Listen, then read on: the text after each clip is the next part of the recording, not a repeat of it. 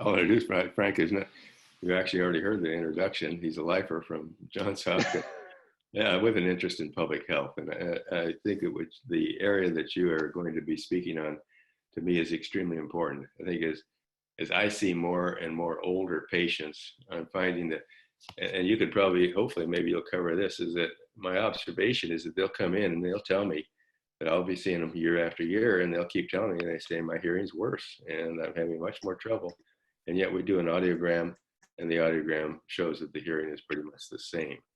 So obviously, as you have pointed out, and you will, I think, probably discuss, that there is a central factor to hearing, and that when the brain slows down, people have much more difficulty in communicating. So on that note, take it away. All right. So thanks, guys. I'm gonna pull up my slides for me to share with all of you, and I think it's a little bigger. So first, by way of introduction and thanks, as some of you know, I'm an otologist at Johns Hopkins. I did my training here, and then I joined Thomas Linner for the Fish Fellowship. But where I spend actually most of my time now actually is less on clinical work and more on sort of public health research, specifically a research center I direct called the Cochlear Center for Hearing Public Health, based at the School of Public Health, which I'll tell you a little bit more about toward the end. Now, I got to preface this with a little bit of a warning, is that my talk will probably be one of the least surgical talks you may get in your grand rounds. This talk is really from my perspective of being a public health researcher and scientist, and a little less so from actually being an otologist. But I think this will become clear in the slides. So the title, I've brought a little more beyond just cognition to sort of hearing, aging, and public health, from epi to public policy. And I think a natural question is public health and hearing loss and aging, I mean, honestly, what's even the rationale? I mean, with everything else going on public health nowadays, why is hearing loss in there? So I want to start big picture and then sort of narrow in as we go along. So the reason for it is really this. So this is from the UN, the number of people around the world who are older than 60. So right now, roughly in 2015, 2020, there's about 1 billion older adults, and this is effectively going to double in the next 30 years to 2 billion. So this says, you understand, in 200,000 years of human civilization has never happened before. We've never had 2 billion older adults. We've never had more older adults than young children. And this is happening literally in our lifetimes. Now, in that context, you can imagine probably why. So we've effectively gone the last 100 years through 2 eras of public health, beginning 100 years ago for the first time in, again, human history, controlling infectious diseases for the first time, things like tuberculosis. Now, obviously, we're facing a resurgence with COVID, to say the least, but much like any infectious disease, we'll get past it like we always have. Then throughout the 20th century, the second major era of public health was dealing with chronic diseases, cardiovascular disease, cancers, still now the leading killers of mankind, but increasingly coming under control. And the reason why we know that is because of this figure.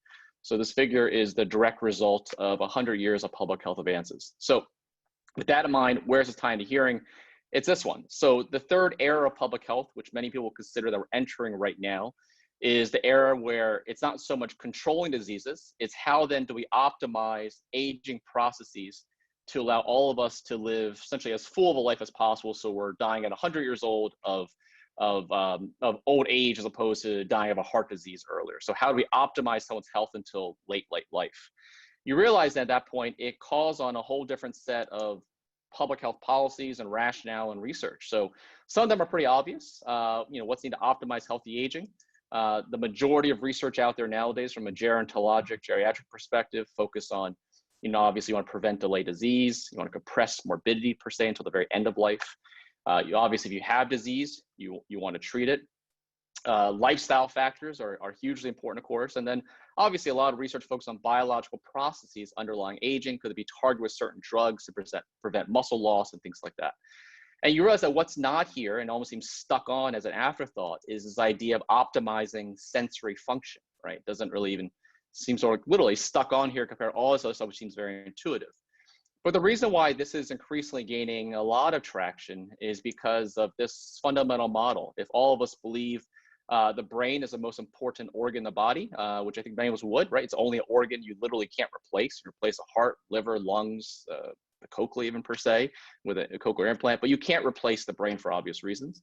So all of us care about that, how the brain allows us to do all these wonderful things. And then we study then What are the diseases and the risk factors that affect these different pathways? So this is literally 98% of biomedical research focuses somewhere in this paradigm. But I think what a lot of people forget all the time is that our brain is obviously encased in our skull. And if it wasn't for essentially our fundamental 5 or probably 6 sensory afferents, I mean, don't get me wrong, you can be alive, but you're not really alive without fundamentally your sensory afferents in place. And importantly, when you're younger or in your middle age, you're not really worried about these sensory afferents. They're all working. You don't need to think much of it. But as you get to be an older adult, where you begin to lose some of these senses, you can imagine they may become increasingly important, but is not really yet studied in that regard. So the fundamental premise, a lot of the research that I do, of the center I direct, for my clinical belief, is that fundamentally our ability to hear and engage with the people and environment around us is absolutely fundamental to our health and well-being, particularly in later life. And in particular, if you look at this figure, this is the prevalence of hearing loss across the lifespan in the United States, basically a pure tone average in the 25 dBs, is that roughly by the time you get to be, if we look at older Americans above 70, that essentially 2/3, I mean 2 of every 3 Americans over 70 has what we consider to be a meaningful hearing impairment, right? So there's a majority of older adults. So with that in mind, while this is a general, like a clinical premise, I think probably many of you may share, you can imagine you can actually formulate into different sort of broader questions, namely critical public health questions. Are there any even meaningful consequences of hearing loss for older adults? And if some people have it, does it make a lick of difference, right? Or is it just like white hair, for instance?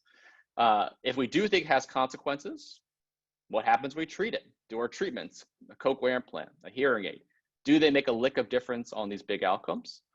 And finally, if almost everyone has hearing loss over 70, I mean, how do you even effectively address that as a society? There are not enough of us, there are not enough audiologists, not enough money in the system. What do you do? So you realize to address these questions, you fundamentally have to draw on different areas of research which are typically not used in the auditory sciences, namely consequences. You're talking about doing epidemiologic studies, large epidemiologic studies, health economic studies. You're talking about impact of treatments. You're talking about randomized controlled trials, right? Big trials.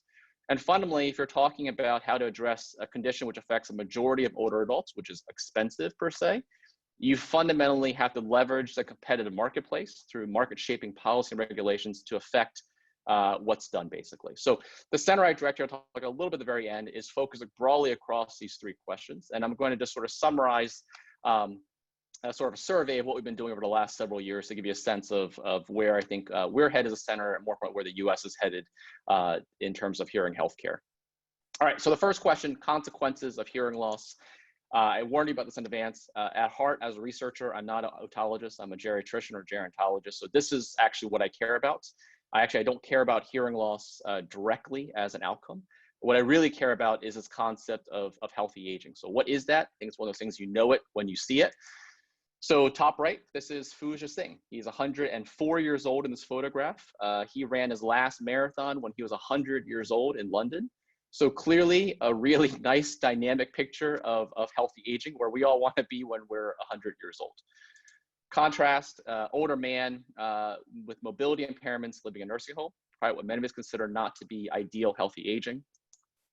Top left, grandmother interacting with her granddaughter on a daily basis, remaining socially engaged. Nice picture of healthy aging.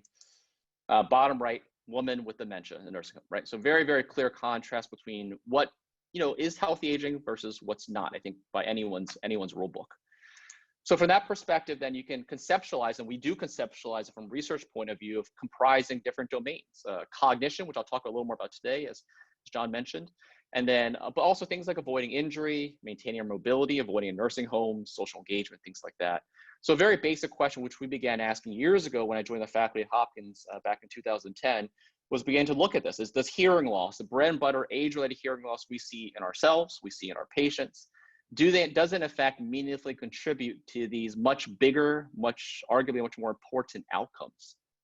And with that in mind, the only one I'm going to focus on today just briefly is some of the work that we've done early on that continues to this day, specifically looking at cognition and dementia. And the reason for that is because, again, from a big public health point of view, for the next 30 years, there's probably no more pressing issue than dementia because of the number of people who are going to develop dementia purely because the aging population. As you get older and older and older, all of us are at risk of developing some degree of cognitive impairment, which if severe enough can tip over to affecting our daily lives and hence becoming dementia. That's essentially what dementia is.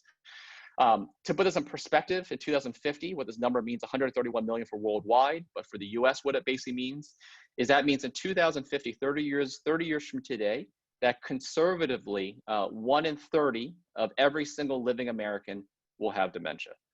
So that's a staggering number, not 1 in 30 of older Americans, 1 in 30 of every single living American in 2050 will have dementia because of the number of older adults with dementia. So that's a pretty devastating figure from economic point of view. That's why if you've been following NIH funding levels for the last few years, the budget for the National Institute on Aging, which studies dementia, their budget has gone from 1 billion US to 3 billion, 3.2 billion actually in the last 6 years, purely to fund dementia research, because this is actually one of the few bipartisan issues in Congress that everyone agrees is a big, big issue. So with that in mind, hearing loss on the left, cochlear impairment, sensory hair cell loss, cerebral presbycusis, what have you. How is that possibly really on the left if someone's like cognitive impairment and dementia on the right? So if you think about it enough, people will say, all right, I buy it, but it's just through some type of common pathological process. As you get older, you're more likely to have hearing loss, more likely to have dementia, or maybe things like cardiovascular risk factors, diabetes, smoking. But clearly, that's the only thing that links these two, purely correlation. Who cares? Because it means no matter what we ever do to intervene on hearing loss, it's not going to make a lick of difference on this. Importantly, and I'm going to summarize this really briefly, this comes with many, many years of work from me and other people in the field for the last even 10, 15 years, increasingly understanding that's not only the case of correlation, but there's actually causation through direct mechanisms through which hearing loss can directly impact cognitive impairment dementia. So one of the first paths I'll summarize very briefly is cognitive load. If you have a constantly impaired, degraded auditory signal going to the brain, we're understanding now the brain constantly has to work harder to process degraded sound, and it comes at the expense of other systems like memory.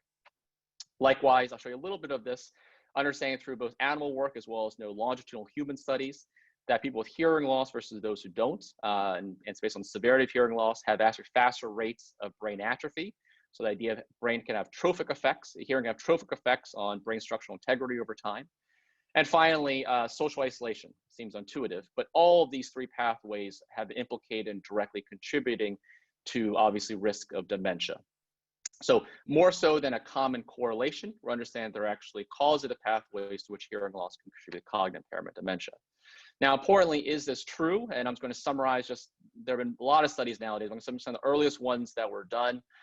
This is one of the first longitudinal studies that was ever done. Actually, it was the first one ever done that we did about 9 years ago now at this point. It's crazy, it's already 9 years ago. This comes from a study called the Baltimore Longitudinal Study of Aging, a study done at the National Institute on Aging, follows thousands of older adults for their entire lifetime. We looked at just the 640 who were followed in the early 90s who had the hearing testing done.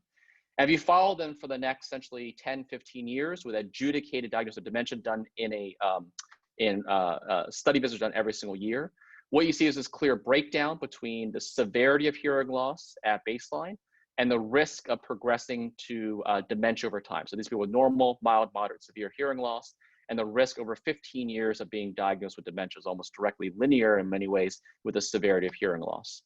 Importantly, if you apply some fancy epidemiological statistical modeling to this, where you control for nonlinear effects of age, sex, race, education, you basically see the same thing, that compared to people with normal hearing, people with a mild, a moderate, and a severe hearing loss basically had about a twofold, a threefold, and a fivefold increased risk of dementia over time. Now, when we published this years ago back then it's called Archives of Neurology, now it's called JAMA Neurology, we were actually really hesitant because the risk ratios for these risk, twofold, threefold, fivefold risk for dementia are really large for dementia. So I shouldn't say we didn't quite believe it, but it was far higher than any other risk factor out there. But we stuck up, and the results that we published, and that's what came of it. And as you know, the hallmark of good science will always be replication. So since then, it's been replicated several times. This is from another group, John Gallagher, based at Oxford in the United Kingdom, looking at 1,000 men in his study who have been coincidentally followed for 17 years, had hearing testing in the beginning. And basically in his study, looking at basically this is the odds of developing dementia for every increasing 10 decibels of hearing loss. So basically roughly a 2.5-fold risk of developing dementia for every increasing 10 decibels of hearing loss. So very much the same order of magnitude. Now, since then, it's been replicated in several studies, which I won't go over today, but increasing convergence in the dementia literature that it does have very, very real effects of hearing loss in terms of its clinically significant magnitude, not just a little effect of magnitude on dementia risk. Since then, I don't want to go over this too much. Recapitulating it now, looking at brain MRI studies, seeing that hearing loss is not just a clinical diagnosis, we're seeing actually faster rates of brain aging. And you follow people for many, many years, and you see faster rates of brain aging and brain tissue loss in people with a moderate versus a mild versus a normal hearing loss. Either looking at midlife hearing, people in their 50s, and looking at their brain tissue loss 10, 15, 20 years later, or in this latter study here that we did, looking at hearing loss in their 70s and looking at brain scans for the next 7-8 years, and you see patterns of brain loss over time compared to people with those with less hearing loss. Now, I think the best summary for all this, and some of you may be familiar with this figure, is the Landsat Commission about 3 years ago now. They convened a formal panel of experts around the world to guide governments around the world about how to prioritize dementia risk factors. And they did a huge meta-analysis of all the known risk factors for dementia, and they basically rank order them in terms of the ones that are probably most important in terms of number of dementia cases that could be prevented if you did it. And they have things like obviously low education, hypertension, depression, diabetes, things like this. And when they did this meta-analysis 3 years ago based on the most current literature back then, is they effectively concluded that hearing loss in mid and late life was essentially identified as the single risk factor with the greatest population attributable fraction of risk. So more so than any other single risk factor, hearing loss was the dominant risk factor for dementia, accounting for about 9% of all dementia cases. And when this came out a few years ago, it caused quite a bit of a splash, because if you go to the dementia conference, what I do, hearing loss wasn't really on the radar screen for dementia and the $3 billion of dementia research out there nowadays. But this really sort of shifted the tables very quickly in terms of how people are understanding hearing loss now within the context of dementing disorders and dementia. Now, importantly, that's just a summary talk around dementia. The work goes beyond dementia, though. So this is just one series of studies, but the same mechanisms can be implicated in a lot of other risks, outcomes for older adults that we care about. If you look at the risk of falls, right? Either purely, even if you control for vestibular function, you just look at the effect of hearing loss on sensory cues and cognitive load. We see that hearing loss is strongly related to the risk of falls, as well as progressing to needing a nursing home over time. Social engagement seems almost intuitive, depression, social isolation, and importantly, even healthcare costs. If you look at end results of a lot of these disorders, conditions can lead to higher health costs. Do you actually see it reflected in higher healthcare costs? You do, actually. So this is a nice study done by some of my colleagues at Hopkins in partnership with AARP and Optum Labs. Optum Labs sucks in about 60 million covered lives in the United States in terms of big Medicare databases and also private databases. And what you find is people with hearing loss compared to those without hearing loss have a higher risk over time of emergency ED visits, being readmitted to the hospital after discharge, longer hospital stays, increased rate of hospitalization over time.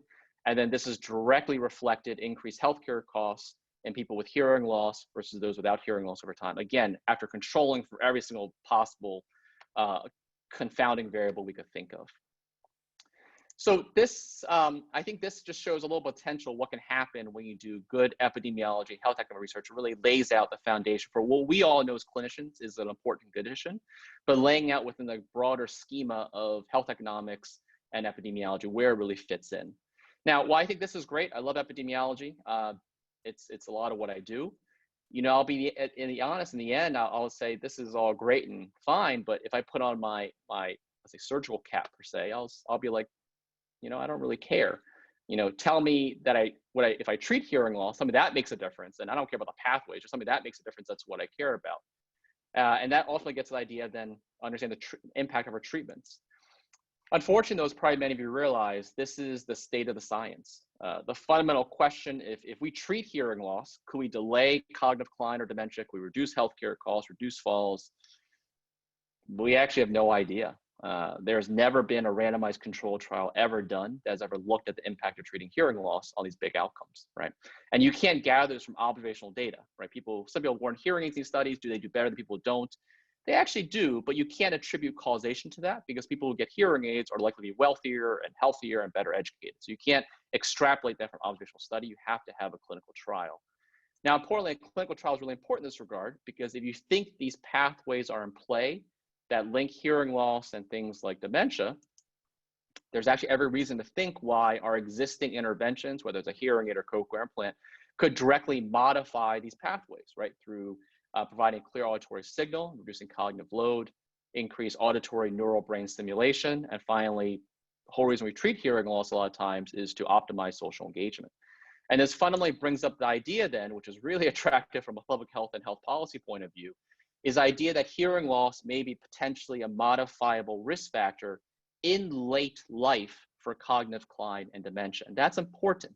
If you go back to that Landsat figure before, the other most important risk factors that we can modify are probably the midlife vascular disease, things like diabetes, hypertension in midlife, as well as early life education. The problem with those risk factors, though, is if you're seeing a 75-year-old woman in your clinic today, you can't say, oh, you should have treated your diabetes when you're 50. And you can't say, oh, you should have gone to university or college when you're younger. You can't, it's too little too late.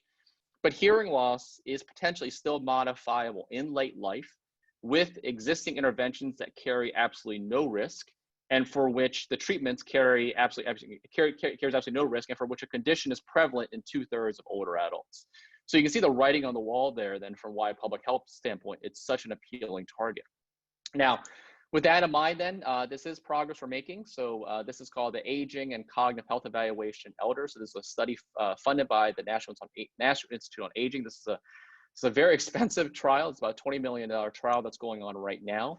And what we're doing in this trial is we're taking about 977 older adults, it's a final sample size number, 70 to 84-year-old adults who are being randomized. These are people with mild to moderate hearing loss living in the community at 4 different centers across the United States. And they're being randomized at baseline to either getting hearing treated, basically best fit hearing aids, counseling, education.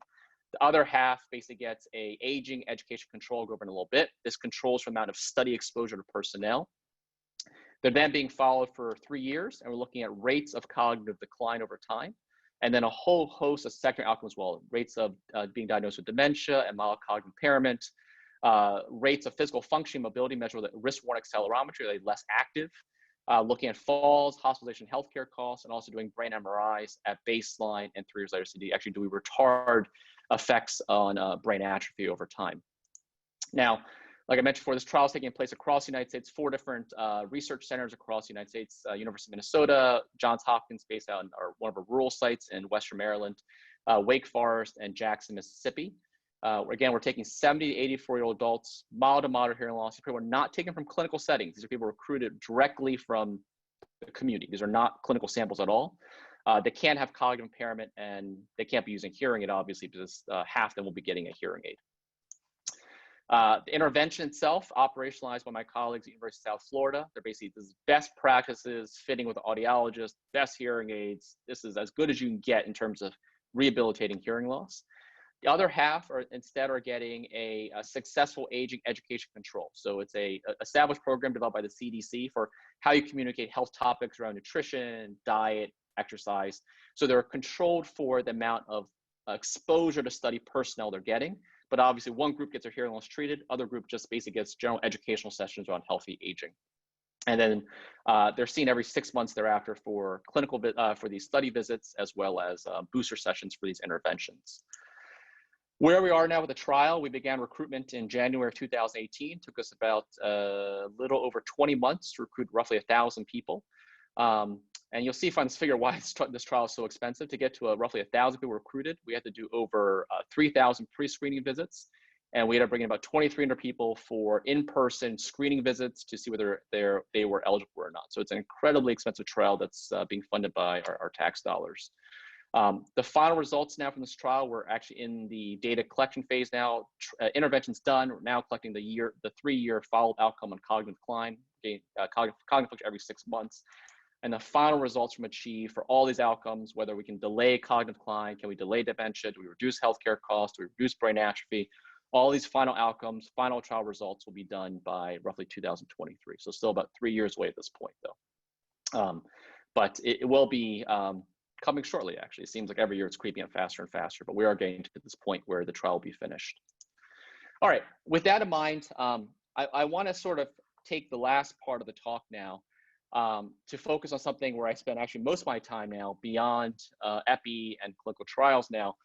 But increasingly, this third question then is me putting more of my clinical hat on, not my epi hat on, is that if we think hearing matters now, if we think our interventions hopefully will make a difference, we'll be able to prove that hopefully in the next few years, then what gives? I see all these older adults, my family members, my friends who have hearing loss, and what do we do now? How do we address this if some people have hearing loss and all of a sudden it's so important? And this is fundamentally the issue, as probably many of you realize. If we look at the prevalence, number of people with hearing loss, that's in the blue bar, the prevalence of people with hearing loss in the 50s, 60s, 70s, 80s, and we look at who actually uses a hearing aid, it's really low, right? We know this. About 15% of people who could benefit actually get care per se. And this hasn't really changed that much over the last several decades. And as probably many of you realize, this doesn't change that much even if you go to a country like Scandinavia, in Scandinavia or the United Kingdom, where hearing aids are fully covered by insurance.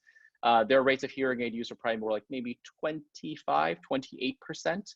We're more like 15 to 20%. So it's still right, it's higher, but it's not a panacea just saying it's free, for instance.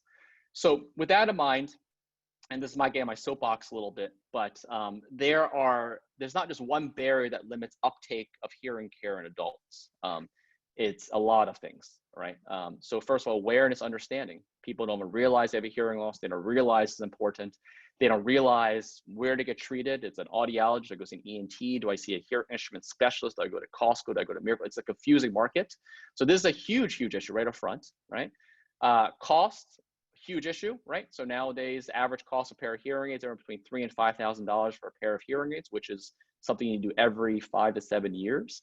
To put that in context, $4,000 for the average American nowadays, it could be the third largest purchase in your life after a house and car. That's not tenable if it's something we really care about as a condition that needs to be managed. So cost is a huge issue, but as we know, it's not the only one. Like if you go to, again, Scandinavia, United Kingdom, it doesn't solve it if you just make it free, for instance. A big issue is access. As probably many of you realize, if someone wants to get a hearing aid, a lot of times, technically they need to see one of us first to get medical clearance for a condition that affects 2/3 of older adults. And then after that, they have to go to an audiologist, and it's several trips back and forth. You just have to make multiple visits just to get a hearing aid. And finally, technology design. If you're going to drop $4,000 on a pair of hearing aids, why doesn't it work seamlessly with my phone? Why does it not pair with my computer? Why does it not pair with my TV?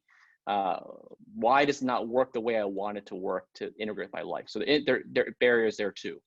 So the reason why I show these 4 bubbles is I think it's important to note that if we really want to move the field forward, you just can't pull one lever per se, pull the cost lever and everything gets better. You fundamentally have to pull all 4 levers at once if you really want to advance the field, you really want to address public health, you want to address uptake. So with that in mind then, I think one key thing that probably hopefully many of you will agree with is that if you want to address these barriers, it has to be top down. You can go bottom up all you want and clamor for whatever and patient advocacy, it doesn't work, right? This has to be top down initiatives to change stuff at the highest levels. So beginning in 2014, what we began doing is began interfacing directly with the national academies and the White House. So in 2014, we had our first ever workshop with the national academies on hearing loss, healthy aging. That was followed a year later with President Obama. Every 10 years, the White House has a conference on aging. And one of the highlights of the 2015 one was that I think specifically around how hearing loss fits into technology and access for older adults. That led to another panel report. And finally, a year later, the National Academies again, another 1-year-long consensus study with formal recommendations for Congress and U.S. government bodies. Now, I won't summarize all of these. Some of you may be familiar with some of these already. I'm going to summarize just one of them. One of the key recommendations, which we felt were most important from both the White House PCAST and the consensus study that we did, that we all agreed on actually back then on these committees was that re-regulation of hearing aids to allow for over-the-counter sales could have the most immediate impact on lowering costs, increasing uptake. So it seems, for many of you, maybe like, what? It seems a little strange. Where did this come from? The reason why we settled on this recommendation in these bodies was in many ways, well, there are a lot of reasons, but one, the big one was this, is that you realize that no country in the world right now, not a single country on this planet right now, has a regulated market for over-the-counter hearing aids that ensure safety and effectiveness. So many countries' hearing aids are regulated, US are regulated, but they're not regulated for OTC sales. It's only regulated for sales through, essentially through an audiologist or an ENT, right? No country has a market that says if they're, just much like a drug, if a drug is sold over the counter, you know it's gonna be safe and effective. There's no regulatory market for a hearing aid that would be over the counter that could guarantee a basic level of safety and effectiveness. In the States, obviously, we have FDA approved hearing aids, only be sold through a licensed provider. And then, as many of you know, there are these PSAPs, personal sound amplification products, these over-the-counter devices, but they're completely and totally unregulated, right? Anybody can sell an OTC hunter's ear or hearing device. You just can't call it a hearing aid, but you can sell it over the counter. Now, the issue with that is probably many can imagine is with unregulated devices, I'll tell you, probably many of you read that most of them are terrible, but could some actually be good? And this is something, an empirical question you could ask. These are two of my colleagues, Nick Reed, audiologist, epidemiologist at Hopkins, Josh Betts, a biostatistical colleague of mine at Hopkins. And they did a study a few years ago. They basically asked if you compare an Oticon Nero 2, which is the most common hearing aid being sold at the Johns Hopkins clinics back then, like a good mid-tier hearing aid, $1,900 for one hearing aid. And we compare that to these over-the-counter devices, right? So what you see is for a group of 40 older adults, mild to moderate hearing loss, a speech understanding essentially was about 76%. These are with sentence and noise, 76% correct. And that's, you know, what you expect. If you then fit them professionally with a Oticon Nero 2 hearing aid, it improves. And that's about what you see. They put about 12% improvement, which is actually a lot. 12% from unaided to aided. That's what you expect to see. But then if we fit them essentially with these other, essentially over-the-counter devices, SoundWorld Solutions, SoundHawk, and Emotic Bean, you see that actually some get pretty darn close, right? 76 to 87.4%, so about 11% improvement, basically essentially rounding error in terms of compared to Oticon hearing aid. SoundHawk, same thing. And then, you know, these other ones are not too bad. And then finally you have one called the MSA 30X. This is the one that costs $30. You can find it, you used to be able to find it in CVS, where you'll notice that people actually did 11 percentage points worse. They went another direction. Unfortunately, this is typically the technology that you see on the market when you look at the back of magazines and ads. The reason why this is so bad is because it does too much amplification at the base level, so it makes it sound very boomy, it sounds very much loud, but does not help with clarity. So this is what happens, and unfortunately, most of the devices on the market nowadays are like this one and not like these. And I think, again, it's telling this is just, you know, literally 11 percentage points worse. The reason why these other ones are probably so good, I'll tell you, is that these companies, if you do a little digging, SoundWorld Solutions was founded by a guy called Stavros Baseas. Stavros Baseas used to be the chief engineer for GN Resound. He got he got tired of the business practices, so he started his own company. SoundHawk, same story, right? So you can tell by who developed these companies whether it's gonna be good or not. But unfortunately, these are unregulated, so you can't tell. Consumers can't tell, right? Just a point I'll say too, this study was published in JAMA. This is sort of sad and I guess exciting in a way. This is the second time, I think, in entire JAMA's 130-year history that an audiologist has ever first authored a paper in JAMA. And the reason why I point that out is I think it's sort of sad. I think it's sad in the fact that there has been so little robust audiological literature that this is literally, I think it's the second time, even the first time, actually, depending on how you define the first person to author this other paper years ago and something about hearing. But there's a lot of work to be done in our field now. This is just such a basic paper. And yet these papers can be incredibly impactful.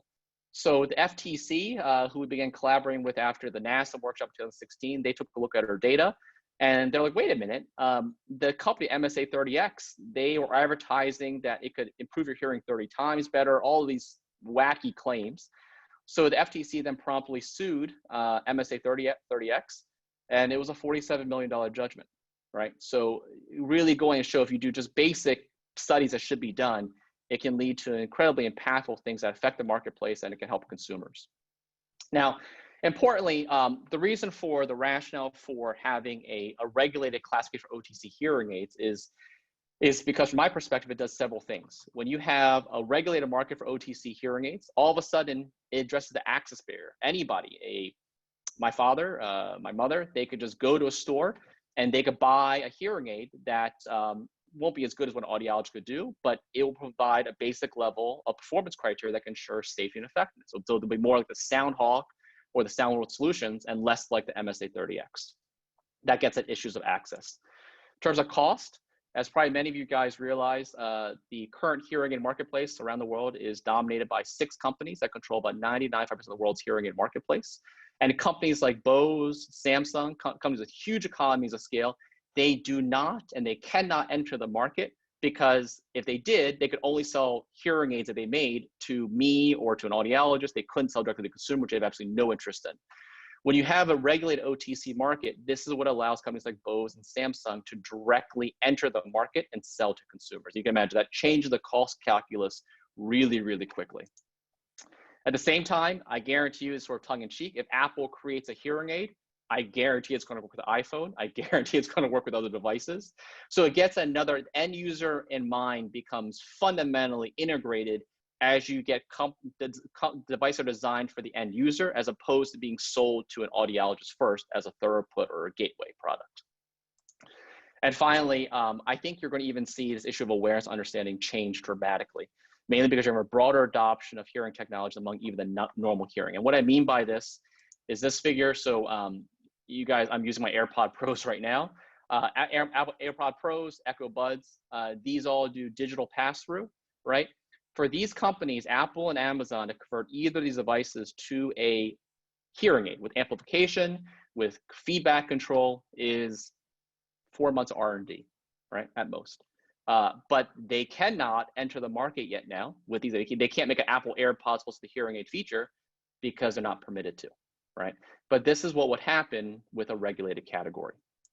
Now, importantly, as probably many of you realize, we got this bill introduced in the Congress in March 2017, and it was passed 5 months later. So this is remarkable timing in the current state of Congress. This was under President Trump. This was a bill that was sponsored by Chuck Grassley and Elizabeth Warren. You can't imagine 2 more die-opposing opposites than that. That was on the Senate side. On the House side, Marsha Blackburn and Joe Kennedy, right? So the reason why this bill was so appealing is because it could split the middle. From the left, you could sell this as being access to consumers and equity. From the right, you could argue that this is breaking down monopolistic barriers allowing for competition. So this is the reason why it literally, I should say, flew through, but we got it through very, very quickly through Congress. This bill got passed August 2017, and the final FDA regulations will go into effect. They're supposed to be by this year, by August this year, but it's going to be delayed because of COVID. So looking at probably early 2021 when these regulations are coming out. And this is what's going to allow companies like, again, Bose, Samsung, Apple to move into the market, as many of them have already publicly declared they will. So this shifts the dynamic very, very quickly. And I think it's a nice example of how you can use public health research to directly inform public policy, and more importantly, a market shaping strategy to leverage a competitive marketplace to broaden access and care for a clinical problem. At the same time, this is just one market shaping strategy, which is critical. Another one, for those of you who follow the field, is a huge one, which has been in progress for 8 years now, no joke. Bluetooth LE audio was officially announced 6 months ago now in January 2020. They've been working on this, the Bluetooth Industry Group is working on this for 7 years, no joke. I've given up on it. I knew it was going to come out. This was come out years ago, and they finally came out with this year.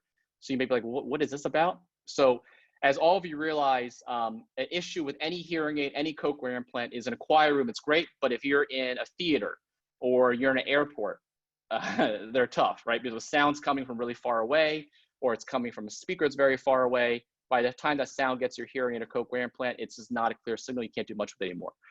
So the way to get around that, as all of you know, is you have infrared systems, you have loop systems, but all those have limitations. Instead, what you really want is you want one common Bluetooth frequency that sends out a signal, and anybody with an AirPod Pro, a hearing aid, hit a button, and it tunes right into the sound stage. It tunes right into that TV across the waiting room in the airport. It tunes right into the movie theater speaker system. Right now, with Bluetooth in the past, you couldn't do that. Bluetooth functions on a handshake protocol. You have a pair of devices. Bluetooth can't broadcast, from one to many devices, what we call sync devices. And Bluetooth also has issues of latency and power. So that's what limited that in the past. The Bluetooth LE audio standard, which took essentially 7 years of development, alleviates all of that. So that was officially announced 5 months ago. There's a rollout plan over the next 3 years. So literally 3 to 4 years from now, what you're going to see is common Bluetooth standards that if you have an AirPod Pro or any compatible device, you go into the airport, you'll be able to tune into that silent TV across the waiting room, or you'll be able to tune into the speaker system. If you're in a movie theater, you'll be able to tune right into the speaker system directly with your device. This changes the dynamic. I can't tell you how quickly for universal design and hearing technologies that, yes, are relevant to hearing aids as well, but are relevant to everybody. So these two things pair together now. These are both done passes of legislation. This is done. This is a release. This reshapes the entire hearing care market in the next 5, 10, 15 years for everybody very, very quickly. That being said, there is one final piece of market shaping strategy that's still needed, and that is essentially insurance reform. As all of you guys realize, Medicare does not cover anything related to hearing care services, does not cover hearing aids. That needs to change. The way we're framing this now is we would like Medicare to cover the services of an audiologist to treat, counsel a patient, but not even necessarily to cover hearing aids, right? So if you have a mild to moderate hearing loss, you get all the counseling education you need from an audiologist, but then you buy your own Bose, Apple hearing aid yourself. Why should our tax dollars pay for someone's Bose hearing aid, right? But if you have an OTC market, with this though, you're talking about a $200, $300 cost. It's a way to split the market apart in many ways in terms of spreading the risk across insurers and patients. So we actually got the Medicare Hearing of 2019. This was based on a memo that we drafted for Ways and Means. This is exactly what this bill would do. It would cover audiological services for counseling, education, rehab. If you have a mild to moderate hearing loss, hearing aids are not covered. If you have a severe hearing loss, as you know, Cochlear implants are obviously already covered. A hearing aid does become covered at severe hearing losses since OTC wouldn't fit. This bill actually, we got passed out of the Ways and Means Committee, got passed out of committee. It then got wrapped up into the broader House Resolution 3, or the Lower Drug Costs Now Act, which passed out of the House. This is not going anywhere this year, as we all know. This was purely a Democratic bill. But it's our goal the next 3 to 4 years to get this carve out, namely the Medicare Hearing Act, passed. From all our indications, this is going to be likely politically feasible, but it's going to be contingent on two things happening in the next few years. One is a robust market for OTC hearing aids developing. That's going to essentially, from a CBO perspective, Congressional Budget Office perspective, it's going to show what the cost will be. And the more important, I think we will not be able to get this passed until the ACHIEVE trial is done a few years from now, since that's going to lay out the groundwork for what is definitive impact of treating hearing loss. But this is on our radar screen. I think this is going to be probably feasible next 3 years. So you can imagine these three pieces of legislation policy reshapes the entire US market in the next 10, 20 years. All right, that's just a quick summary again. Actually that quick is about 40 minutes, but giving you a sense of what public health research can do to really reshape entire market dynamics. I will say this is the broad focus, not only of my work, this is the broad focus of the entire center I directed at Hopkins, which I'll briefly introduce for those who are new to it. The Cochlear Center for Hearing Public Health, we established at the Johns Hopkins School of Public Health basically 2 years ago now through a combination of a lot of NIH grants as well as philanthropy.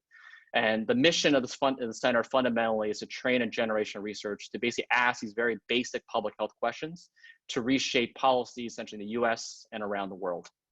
Right now we're comprised of 8 core faculty, 8 associate faculty, and a lot of staff crossing epidemiology, biostatistics, health policy. Carrie is another otologist like me, audiology, et cetera. So it's a mix of people. That's what makes us work. We have a lot of trainees, pre-docs, PhDs, et cetera. Our budget primarily comes from NIH grants. Our fiscal year budget for last year was about 6.5 million. That's basically the bulk of our budget comes from NIH grants.